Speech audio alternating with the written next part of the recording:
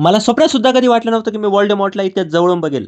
तर रामराम मंडळी, मी गोविंद आणि आज आमच्या कॉलेजला एकदम झगामगा मला बघा सजवलं होतं, कारण आज आमचा होता अॅन्युअल डे. मग काय, डीजेवर अंग हलवायला आणि फुकट जेवायला आपण कधीच नाही म्हणत. हा देवाच असतं ते. असो, ह्या वेळेसची थीम होती हॉगवर्ट्सची. मध्ये घुसताच म्हटलं बाबा साक्षात पितृदेव संरक्षण. बाजूलाच एक घुबड चिठ्ठ्या घेऊन उडत होती. बराच वेळ शोधून पण मला माझी चिठ्ठी भेटली नाही. मग मी डायरेक्ट पोहोचलो डिप्रेशन मध्ये. तिथे एक अंधाऱ्या खोलीत मध्ये घुसल्यावर मला दिसलं की बाबा हवेत तर मेणबत्त्या उडत आहे.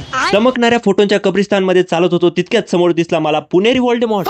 जसा पिक्चर मध्ये होता तसा अगदी हुबेहू इथं त्यांनी बनवून उभा केला होता. तिथून बाहेर आलो आणि पाहिलं तर काय, पूर्ण हॉल मध्ये त्यांनी सुंदर पेंटिंग्स आणि देखावे सजवलेले होते. सगळ्यात पहिले दिसला तो हॅग्रिडचा पक्षी. त्याचे पाय पडून आम्ही गेलो थेट हॉगवर्ट्सच्या देखाव्याकडे. हाच तो पूल होता जिथे महायुद्ध झालं होतं. 9:45च्या भिंतीतून मध्ये जाताच मला भेटला झाडू. खूप प्रयत्न केले पण झाडू काही उडालाच नाही. म्हटलं हटवे, म्हटलं आपल्या जादूतच काहीतरी फॉल्ट असेल. मी लगेच काठी उचलली आणि फिरवून पाहिली. म्हटलं बाबा राहिलं. तर सामान्य लोकांमध्ये जादूचं प्रदर्शन केल्यामुळे मला लगेच त्यांनी अटक केली आणि फोटो छापून बाहेर काढून दिलं. बाहेर आलो तर फार लग्नाचीच फिलिंग येत होती. मग काय, बारातीचं एकच असतं सुख की पोट भरून हाणायचं आणि मिटवायची आपली भूक. इथे येऊन मला समजलं की साला आपण एकटे नाहीये, सगळे तिथं मैफिल लुटायला आलेले. अर्धा तास लाईनीत उभं राहून कासवाच्या वेगाने सरकत सरकत मध्ये आम्हाला शेवटी पास भेटला. आणि पाहतो तर काय, तिथे पण लाईन.